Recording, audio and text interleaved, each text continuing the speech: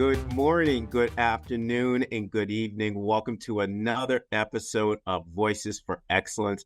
I am your host, Dr. Michael Connor, CEO and founder of the Agile Evolutionary Group, and of course, proud host of VFE. And today's guest, I was just talking to Dr. Ray McNulty and just saying that anything that I know pertaining to education over the past, I would say about 10 years, Doc. Yes, absolutely. Past 10 years, Dr. McNulty has provided that. I mean, whether it be Dr. McNulty keynoting somewhere, one-on-one conversations, telephone calls, in-person meetings, lunch, dinner, it doesn't matter. Dr. Ray McNulty. Drinks, too. Don't leave out drinks. Oh, don't leave out the drink. Can't leave that out. Absolutely. Can't leave out drinks. Dr. Ray McNulty has played such an instrumental part in my leadership development, as well as challenging myself to become a better leader with different nodes in the education, specifically now, having this focus in the AC stage of education to be future focused. And Dr. McNulty right now is the president of Successful Practice Network, also a senior fellow at the International Center for Leadership in Education. And little might you know, Dr. McNulty was the former dean of the School of Education for Southern New Hampshire University. So it is absolutely my honor to have one of my dear, dear friends, dear mentors, a person that I've steadily looked up to and continuously to do so. That today, this day, Dr. Ray McNulty. Doc, how are you, my friend? Good to see you, fresh from vacation. Yes, fresh from vacation, and it's so good to see you, Michael. I just enjoy being in your presence and having conversations with you and visiting your family and all that good stuff. But anyway, great to be here. Yeah, been on a 2-week vacation and spent most of my time reading and digging into things because, as you know, we're in a VUCA world and things are changing. I can go on vacation, but that doesn't stop the world from changing. Absolutely. VUCA. I remember learning that, Dr. McNulty, volatile, uncertain, complex, and ambiguous. And certainly the education ecosystem is ambiguous. And one thing I wanted to do during this podcast was just to have my viewers, right, my listeners, just to get or engage in a conversation that you and I would just have offline. So obviously, this is not only an opportunity for my audience to learn something from you, I always pick up small learning nuggets from you. So Doc, I'm looking forward to this conversation. Me too. I'm excited. And I feel well rested and ready to engage in conversation with you. Jump right in after vacation. Absolutely. So Doc, here's the first question, right? Yeah. And it is known you've served many, many roles in education, the pre-K-12 sector, right now serving as a current senior fellow for ICLE, former dean for School of Education for Southern New Hampshire University, and now serving in the role as president for a Successful Practice Network. But with decades, right, decades of service in the ecosystem, Doc, I never asked you this question, and I was looking forward to this, right? There's decades of impact you've had, but what song defines Dr. Ray McNulty's excellence, innovation, and transformational stance in education? Well, that's a challenging question, but where I would have to go with that is a song by Michael Jackson, and it goes to The Man in the Mirror. And when you listen to that song, if you want to make the world a better place, take a look at yourself and make a change. And that song really emphasizes to me the importance of self-reflection, personal responsibility in driving change. I think we all have to take a role in it. And we have to be, a lot of people like to talk about change, but they don't want to change. So I really think it's essential for individuals that talk about it. And it's really, we're experiencing something in education that's very different right now, though. It's really not change. It's transformation, Absolutely. And as as I said about 6 months ago, I was doing a talk on transformation. And I went to my AI and I said, give me a picture of the difference between change and transformation. And what it did, Michael, was and I said, be creative. So it first wrote a sentence, and it basically said, you can't make a butterfly by putting wings on a caterpillar. Just think of that, right? You can envision it, right? Just don't slap wings on a caterpillar to make it a butterfly. It's a transformational change. It's deep. It's the DNA. It's, and so many times we in education have changed school, and we've changed it by adding things to it, rarely taking things away from it to make it simpler and have more space to think and respond. We just keep adding and adding to it. And so really, the place we're at in education, I think it's probably the most exciting time ever to be in education. As crazy as it is, because out of chaos, out of the mess that we're in will come some level of certainty and direction. And there's a lot of educators out there, and you're one of them. And I know many others who are trying to make the right kind of next step. And so it's really, when I think of that song, Man in the Mirror, it's like we all have to look at ourselves. Teachers have to look at themselves and say things like, I'm a teacher, but really I need to be a learning engineer. I need to engineer learning. I don't need to, we can't define ourselves by our old titles and old ways of doing. Right. So I just think we're at a very exciting time in education.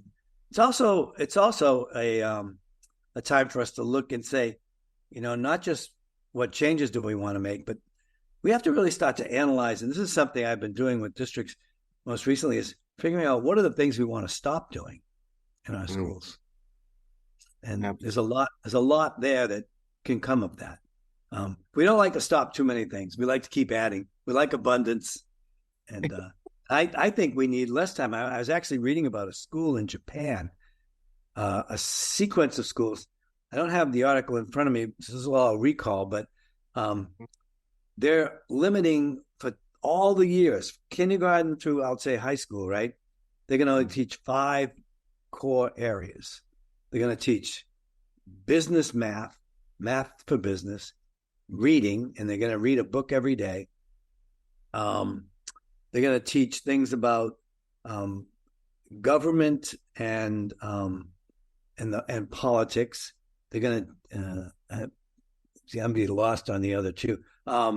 Collaboration, and that was another. And I forget the last one. I'll have to. Maybe it'll come to me as we talk. But they're going to say we're going to focus on that for 13 years.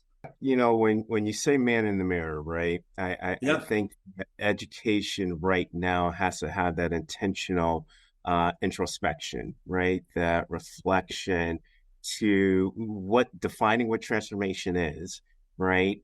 Looking at that, I like to say trade-off, right? The elimination of what we know that is not working for students, that are not working to accelerate outcomes, preparation for the future, and then move towards, I like to say, the uncomfortable. That's the VUCA world, right? That's it. You got it. Yeah. Yeah. Let's not use the conversation like, oh, let's get comfortable. Let's get uncomfortable.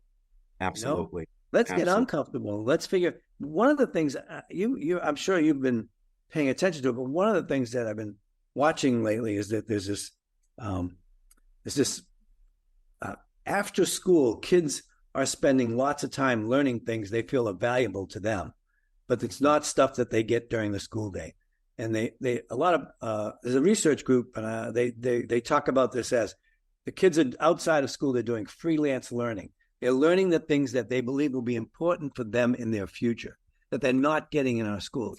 And like, why the heck are we letting that happen? Why aren't we talking and asking them, what are you learning outside of school? How can we build it into our system? How can we, as you know, with the work that you were involved in with the Learning 2025 Commission, we all talk about that work as being learner centered, Absolutely. But we're not, our minds aren't really always wrapped around that. Kids want to know, if they want to know something, what a great opportunity for a school to be able to engage them in something that they want to learn, and then get kids to really feel like they're truly learners. They're people that understand how they learn, and they know they don't need, in our schools, one of my big concerns is that we don't let students self-assess themselves enough, and teachers correct everything, and right. And that's not the sign of an adult learner. Adults know when they don't know something, and when they don't know something, they know how to go and learn it. And when they learn it, they don't have to take a test to know that they learned it. They internally know they learned it. Isn't that a great gift that we give kids, that kind of an experience where they understand and they feel what not learning is about and how they can learn, and then they learn something and they don't need to take a test? That would be that. You want to talk about creating massive success and a real focus on equity. That we got to get our kids to understand how they learn, and that would be a big lift. And Doc, and you speak about the Learning 2025, the mission and what we focused on, right? That learning engineer, right? Changing the business model, operating model to this engineering of learning. But also, I really loved how you captured or contextualized another big element within the Learning 2025 Commission, co-authoring, right? Yes, co-authors of their learning.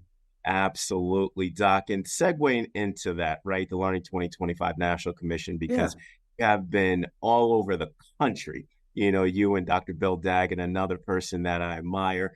But I remember writing that report, being one of the 33 authors that were co-chaired by Dr. Daggett and Dr.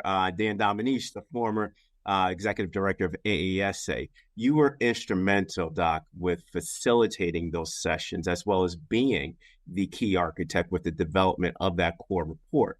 So the framework that was created continues to serve as a guidepost within public education nationally. Glad to see a lot of superintendents, a lot of districts referencing that. I hear my voice in report sometimes, Doc. Well, your voice is definitely in that work. I know that. You were a great contributor. Very thoughtful, Michael, and you always was, really focused on, what this has got to be driven by our students' success, and it has to be success for all of them. You were really strong and powerful in that. I Doc, I want to end the podcast now having that compliment from you. No. We'll cut that and we'll just play it all over. But Dr. McNulty, but there's these new evolutions of what I like to say emergent innovations, right? AI, machine learning, looking at different models of instruction, i.e. accelerators, right?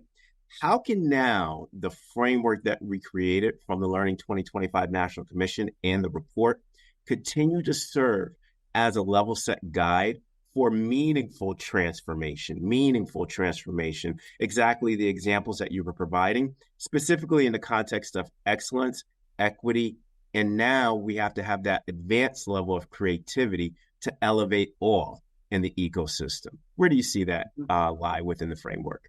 Well, I think it would be terrible for educators to take AI and do with it what they did with just basic technology, which is laying on top of the system, and not begin to see AI very much.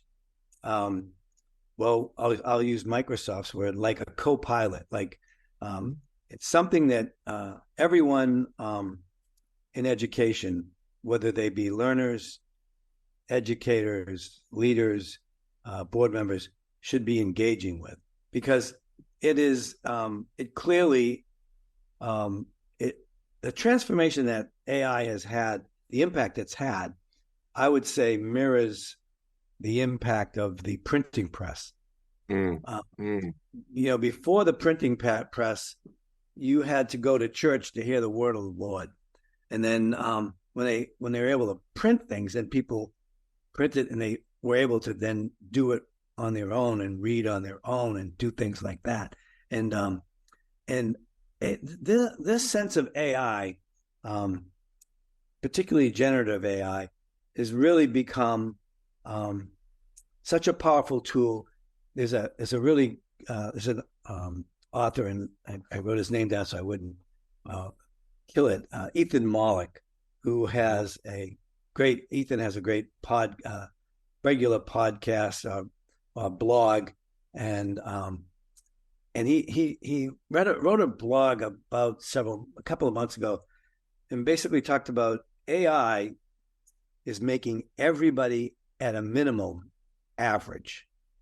So a study was done at I think it was MIT that he cited, but basically what happens is that, if we have a underperforming student, if you put AI in their hands, they become an average to above average student. And because that can be their guide, they can ask it questions. They could have it read things to them. It could support what that student feels they're weak in learning, and it could build them.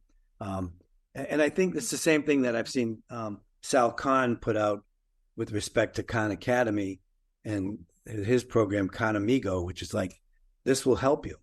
And it's that personal help that kids need. So I see AI, if we don't just take it and try to manage it, but if we take it, and some of the best educators I've seen lately have been using AI to help them do their work, and then they show the kids. There's a particular teacher that I know, Jacob, who is he uses it to correct student work, so he can get their work back instantly when they write. They get it back right away. He's got it set up, and his point is, he tells them, "I'm using AI to do that. All right, that's so I can give you more personal time, because if I had to read all these things and grade them, it would take a lot of time. Now I can be a personal support to you." And I think that it's kind of like and what he does with his students, and he says to them this, Michael, he says, "Look, if I will tell you when I use AI to do something for you. All I want you to do is tell me that when you use AI. So if you write a paper and you have AI help you, you can just write down AI assisted writing." Okay. And his point is, that's where the future is going to be. And they need to do it. And they need to be open about doing it. And I think in this work with Learning 2025, I think we have to see AI as an absolute necessity for our kids to know and understand how to use it, how to guide the work, for our teachers to use, to give them their weekends back and help them get things in their hands, help them get personalized information to students as quickly as they possibly can. There's so much that's going on. I think it's a positive ad, as long as we don't make it that just we throw it on top of the same old learning. AI is going to result in educators changing the way lessons occur. They're going to have to change the way things are assessed. And if we don't do that, all we're doing is putting wings on a caterpillar and calling it a butterfly. We got to go in and make some significant changes. And by the way, I think that the schools involved in Learning 2025, I see so many of them going in and making the right kinds of changes now. They're and the reason is they're collaborating a lot more. They talk, they share across districts, share ideas, share concepts that they're finding that are successful. And I think more and more educators need to do more of that. Absolutely. Does that help? I mean, I'm not sure if I answered your question on L 2025, but this is really got to be an integral part of the future. We see that happening in the law business, in the medical business, and it should happen in the educational business too. Absolutely. And Doc, a famous quote I like to reference is from Professor Kareem Lakhani from Harvard University. And he stated, and I quote, AI won't replace humans, but humans with AI will replace humans without AI. And absolutely. I mean, that's it's kind of, it's almost like look at how things evolved when we had typewriters, and then it went to IBM, Selectrics, and then you didn't need the white paper to put in there, and then it went to word processing and things like that. People needed those skills in the workplace, and they're going to need AI skills in the workplace. They're going to need those. There was a great article today in Harvard Business Review about the fact that because of AI, we need to rethink all job descriptions, because there is a need to put into this work, that ability for our workers to use AI to make them more effective. But I'm completely with you on the fact that we have to start thinking about what is the value of the human brain. Mm-hmm. And I think we know the value of it makes those connections that are not linear, logical, and sequential. We know that creative, thoughtful side, the side that recognizes emotion, and when somebody is down and what they need, and somebody is, expressing incredible stress. The human brain is going to do all of those things, and we're going to be just that much better at our work as a human being on Earth if we could have a co-pilot that can help us instantly give us good information. And then again, knowing the good information and knowing what's not good information. I mean, AI is in its early stages. We're still seeing, weird stuff pop up, but we'll get there.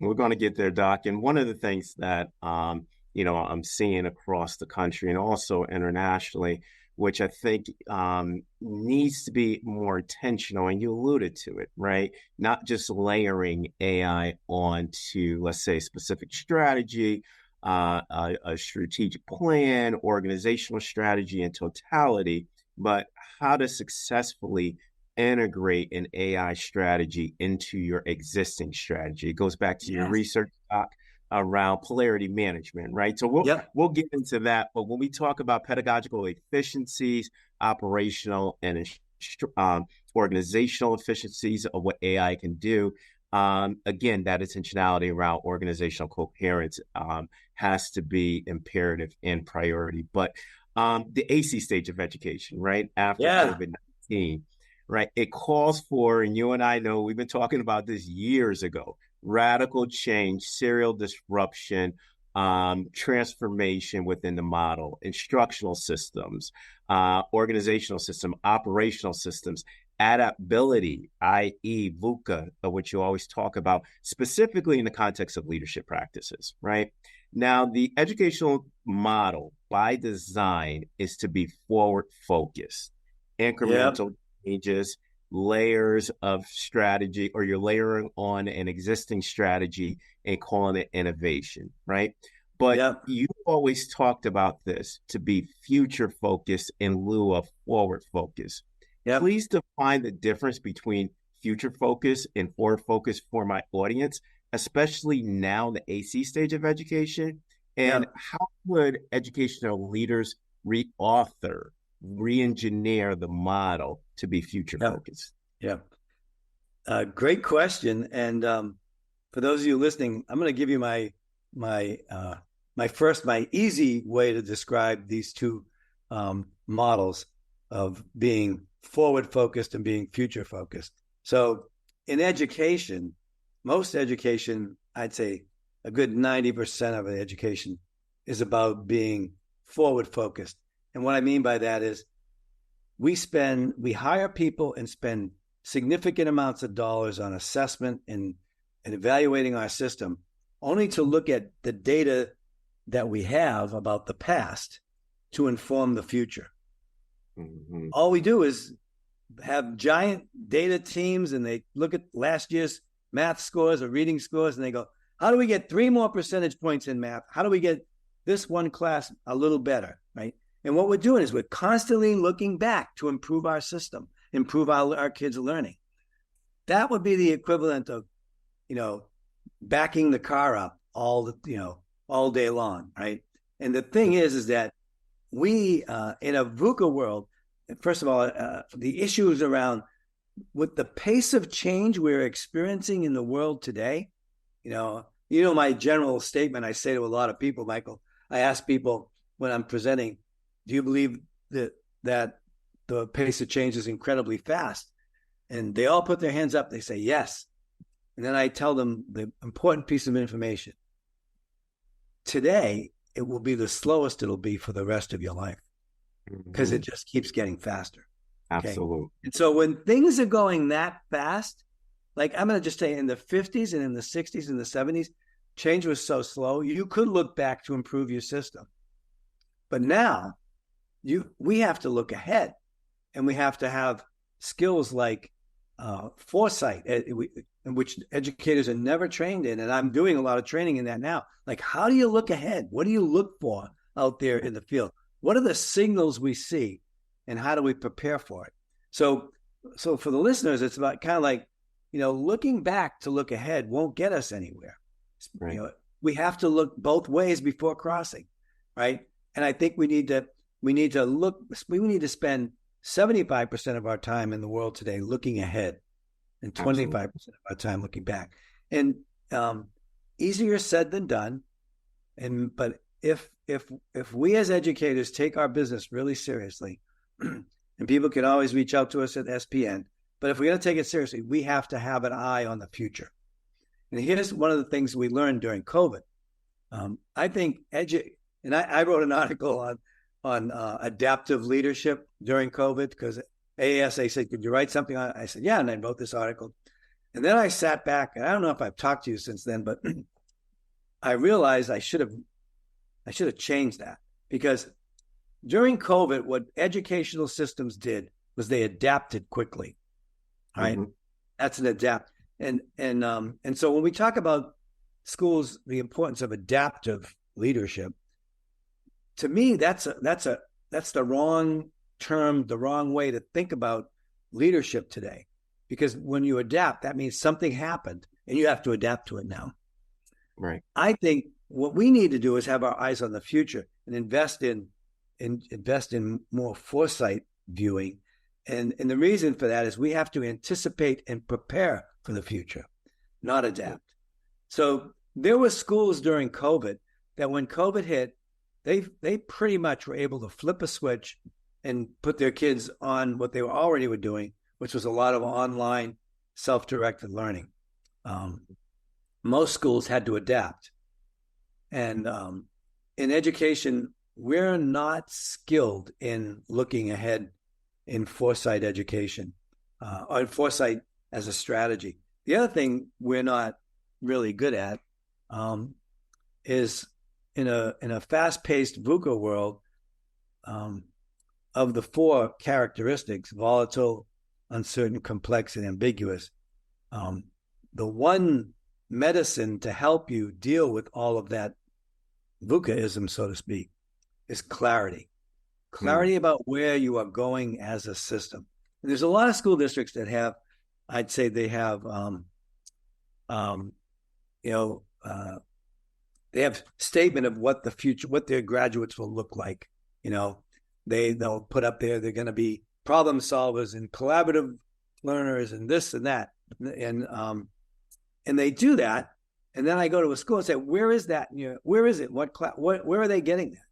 It's a bunch of words, but we're not really getting there, and we have to get there. So we have to have clarity about where we're going, because look at, just think of the schools that were working, and then all of a sudden AI comes out and it just changes almost everything you could think of. And it's been out there for a while. We could sense it was coming. So, I really believe that this whole idea of the AC stage, really requires us as educators to look ahead and not look back. We do look back to say, what in the system do we need to bring to the future with us, right? Mm-hmm. What component? Mm-hmm. But what do we need to have in the system to get our kids to be successful in a world that looks very, very different than it did 5 years ago? Absolutely. And future focus versus forward focus, Doc, I really love how you define those two phenomenons. But yes, I remember, right? Yes, we did talk during that time, and you were like, Michael, I shouldn't have used adaptability, right? I Yeah. remember Yeah. specifically saying anticipatory leadership, right? Yep. Yeah. Anticipating what the future looks like, identifying, targeting those trends, the signals, right? I like to say the disruptors, right? Those Yeah. Yeah. drivers. Yeah. And in order to do that, um, you need to understand, they refer to it as the two loop theory. And it's Meg Wheatley and a bunch of people put it together. But basically, it's kind of like loop one is the current system is in place, but it's in decline because the world is changing. And then what you need to do at the same time, you need to pull some of your people out and have them playing with things in the system that are going to be the future of education, and then have them play with it, and then have them be able to then initiate the hospicing of some programs in our schools and the entering of the new programs in our schools. It's very similar to what's going on in the automotive industry right now. The automotive factories are still building internal combustion engines, but they're also building the cars of the future, the electric cars, and they're putting them out, and it's slowly moving into the system. They'll eventually sunset all those internal combustion and only be electrical. Schools, we need in our schools to have the ability to do those two things at the same time. And that's not something we're really good at, as you know. We're really good at getting everybody to do what we need them to do. But right. And so one of the nice things about the situation, though, brings me to the polarity for a second, is that you need people that don't want to change to keep the school going, while people that want to change are building the future. So you can't pit one against the other. They both have a valuable role to play. All right. So like at SPM, we like to talk about our work is about caring for the present while enabling the future. So that's the role of a leader in a school and an institution right now. It's caring for the present, but at the same time, enabling the future to occur. Absolutely. And Doc, that segues nicely right into our next question, right? I remember, and I'll never forget this because this really disrupted my own internal leadership lens, specifically creating independent chasm, tension around the theory around polarity management, right? And I remember you challenged all of us. It was in a small group setting. I can't remember where it was. I think it was at an ICLE conference, Model Schools Conference. And you said, don't look at it as continuity versus change. Look at it as continuity and change.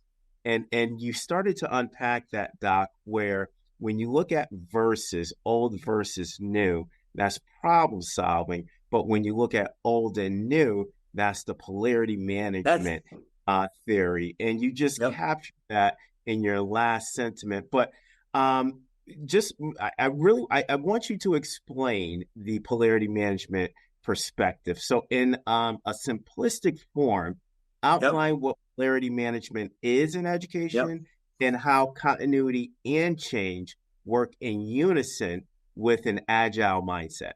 Yep. So the thing is that in education, actually in most industry nowadays, and we definitely see it in the political world, we don't get problems anymore. Problems have solutions. So if you're a superintendent and something's a problem, I used to say to my leadership team, don't bring me problems. They have solutions. I pay you to solve problems. Problems are solved, you solve. But in the world today, mostly what we get are not problems. They're conundrums. They're messes. They're polarities, right? They're polarities. And so those have to be navigated and not solved.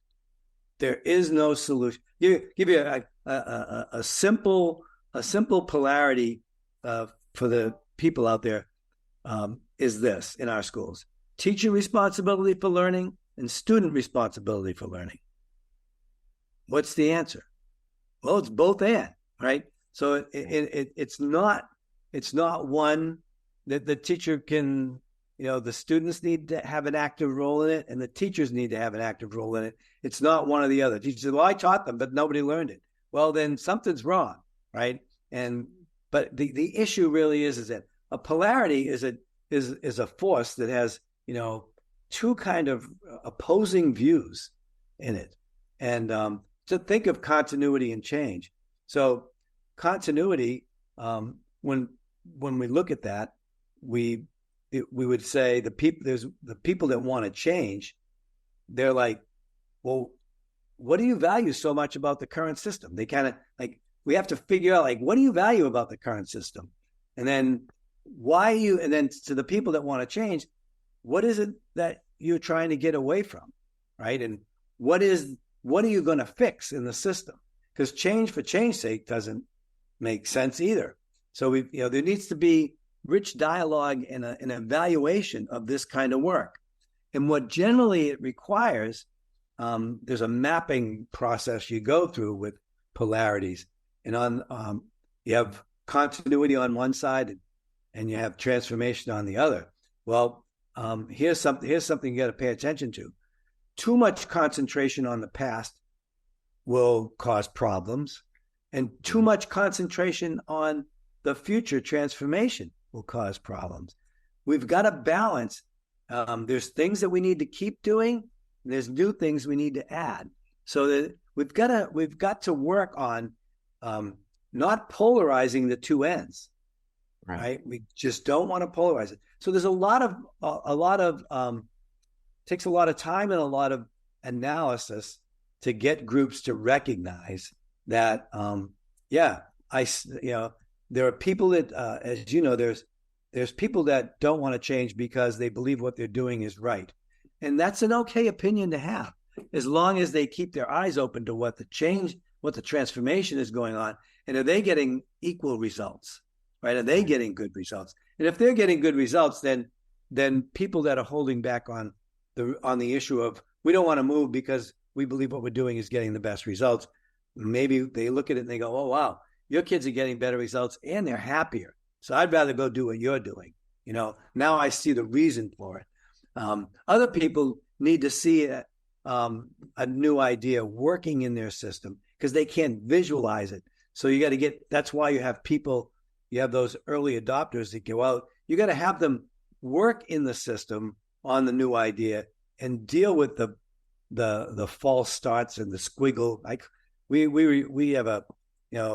have this theme now at SPN, and the theme is embrace the squiggle. It's not a straight line. If you're going to do something, it's going to look like that. It's a squiggle line. There are no more straight lines. And so you might have to circle back and go. So you have to ensure that as a leader, while you're moving through any kind of a polarity, you want to make sure that you have both sides feeling like they're heard, they're understood, and they're not, you don't make one the enemy of the other. And by the way, it's hard work because, you sit and you look, like, why the hell don't they want to change it? What we're doing isn't getting anywhere.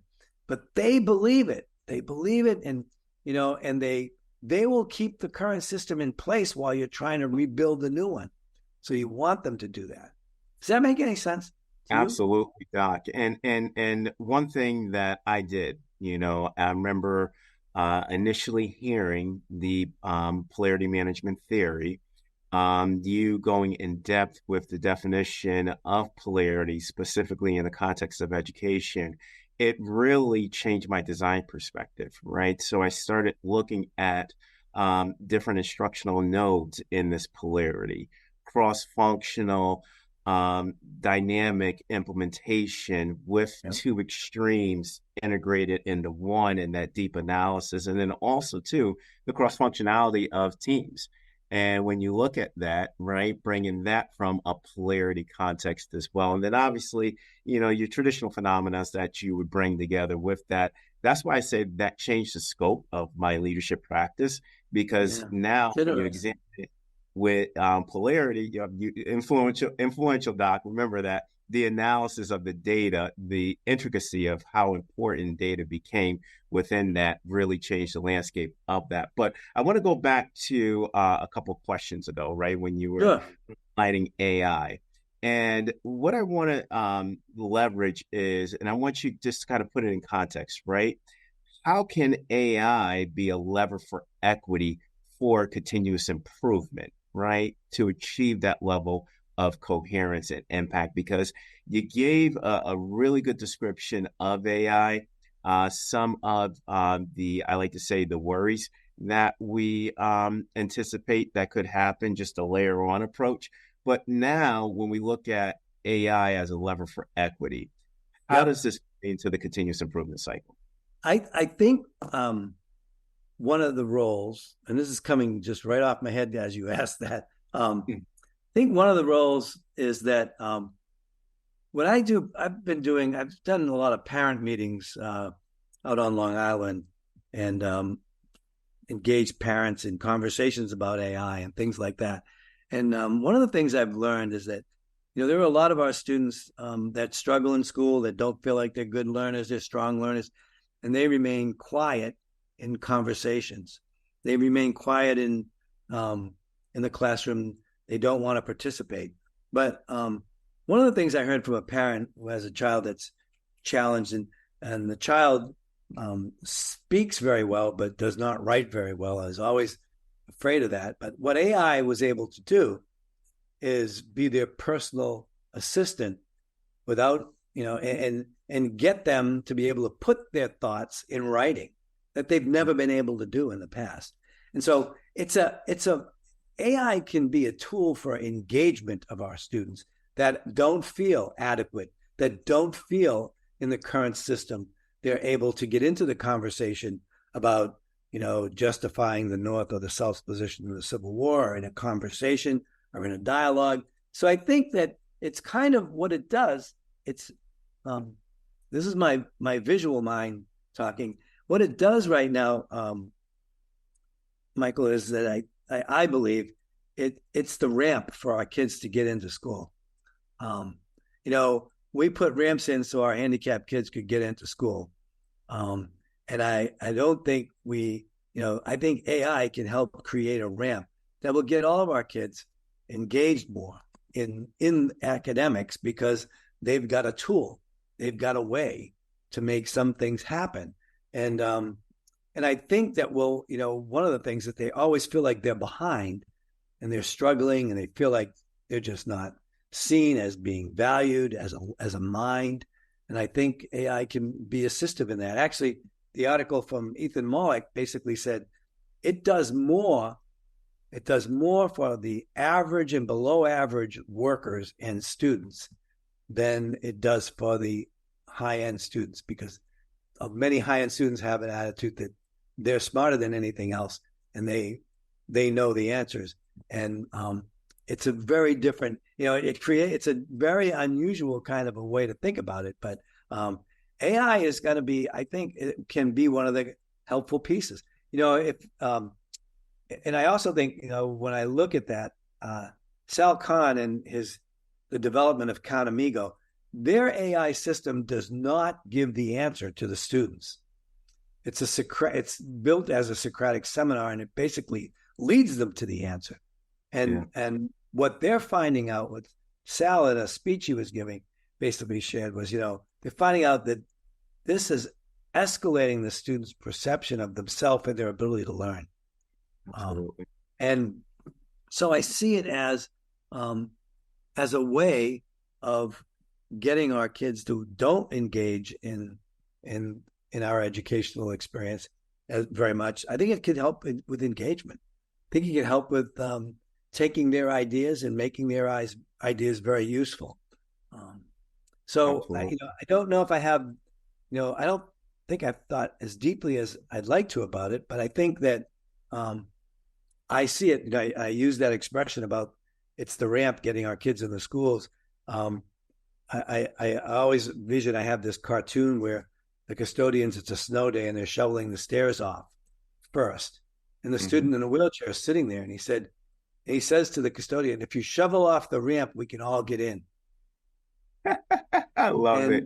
And you see, I think AI can be that ramp that lets everybody in. It helps support the student that feels they're not good at writing. It helps support the student that feels like math is a challenge. It's that personal help that they get. And I think personalizing, I think the whole idea of co-authoring and personalizing are really are connected. And I think that, when I think of students outside of school wanting to learn things on their own, they do that because they're doing it usually with technology that's either telling them that's a wrong answer, and they don't feel offended by the wrong answer by a computer, but they are offended by a big red mark on their paper by a teacher. So I think there's a way of helping us to level the playing field. I think equity is one of the largest, and it's one of our biggest challenges as we go ahead.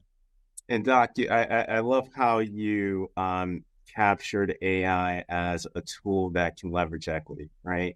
And I think that now we have this creative opportunity where we can truly lament personal and individual learning experiences for students, where we talk about that polarity, practitioner and AI tool working in this, I like to say, conciliation, where now they're working together. So, Doc, last question, right?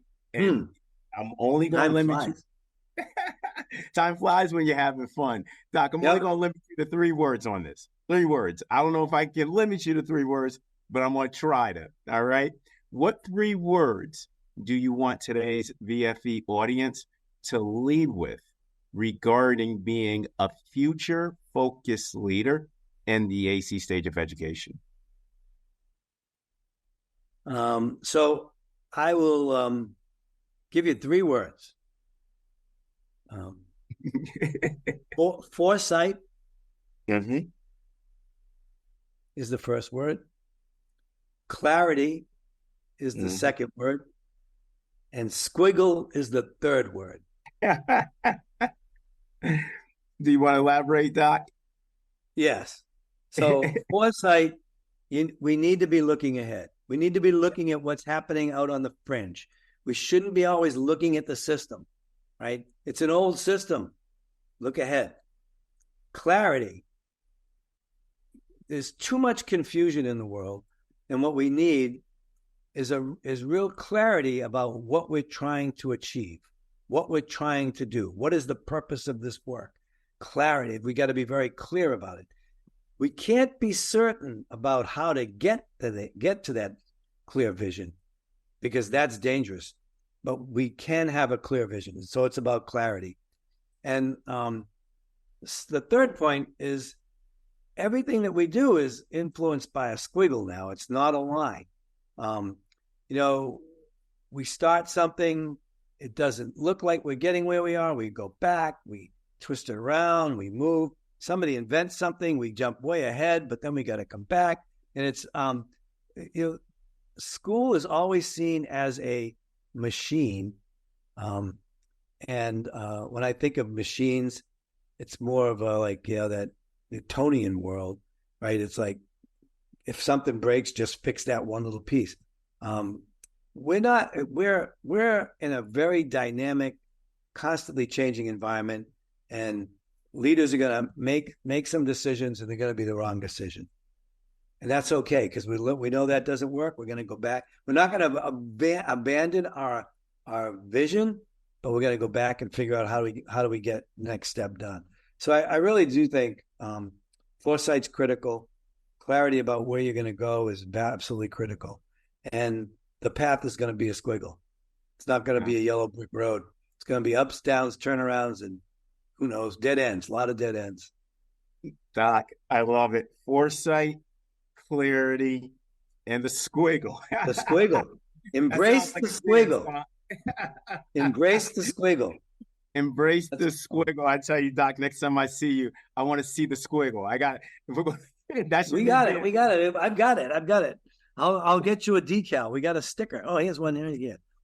Now this squiggle doesn't look like this is the earlier squiggle, but the real squiggle has the loops in it now. But, embrace the squiggle. That's what it was all about. Embrace the squiggle. To my audience, I tell you, this is this is an episode where you want to be able to play back over and over again. Dr. McNulty, I use this as an asynchronous professional learning platform. When we talk about pedagogy, andragogy, and heterogogy, this is definitely self-directed learning at its best. Doc, if any of the members of my audience or listeners want to contact you directly, want to unwrap the Learning 2025 report, even find out about Successful Practice Network, how would they be able to get in touch with you? So it's R McNulty, RMCNULTY at spnetwork.org. So it's spnetwork.org. And that's how you get a hold of me. I'm on LinkedIn and all the other pieces, but I'm more than happy to have conversations with people.